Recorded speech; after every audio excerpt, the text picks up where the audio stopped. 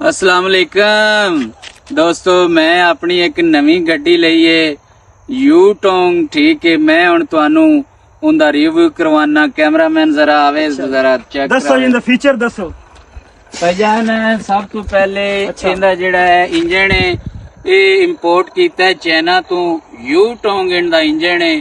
ਉਸ ਤੋਂ ਬਾਅਦ ਅੱਗੇ ਆਓ ਜੀ, ਨੇੜੇ ਲਿਆਓ ਕੈਮਰਾਮੈਨ। ਟਾਇਰ ਦੱਸੋ ਜੀ ਇਹਨਾਂ ਦੇ। ਇਹ ਅੱਗੇ ਆ ਜਾਓ ਇਹਦੇ ਟਾਇਰ ਚੈੱਕ ਕਰੋ। ਇਹ ਇੱਕ ਟਾਇਰਾਂ ਦੀ ਜੋੜੀ ਜਿਹੜੀ ਹੈ ਨਾ 2-2 ਲੱਖ ਰੁਪਏ ਦੀ ਜੋੜੀ ਹੈ। ਤੇ ਬਾਡੀ ਦੱਸੋ ਹੁਣ ਇਹਦੀ, ਤੇ ਬਾਡੀ ਦੱਸੋ ਹੁਣ ਵੱਡੀ ਇਹਦੀ। ਗੱਲ ਇਹ ਵੇ ਕਿ ਤੁਸੀਂ ਆਪਣਾ ਇਹਦਾ ਪੈਲਟ ਚੈੱਕ ਕਰੋ। ਇਹ ਪੈਲਟ ਅਸੀਂ ਇਹਦੀ ਕਮ ਅਜ਼ ਕਮ 6 ਸਾਲ ਟ੍ਰੇਨਿੰਗ ਇਹਨੇ ਕੀਤੀ ਹੈ ਫਰਾਂਸ ਵਿੱਚ। ਭਾਈਜਾਨ ਤੁਹਾਡੇ ਕੋਲ ਕਿਹੜਾ ਲਾਇਸੈਂਸ ਹੈ? ਮੇਰੇ ਕੋਲ ਇਹਦਾ ਹੈ ਲਾਇਸੈਂਸ 1122 ਵਾਲਾ।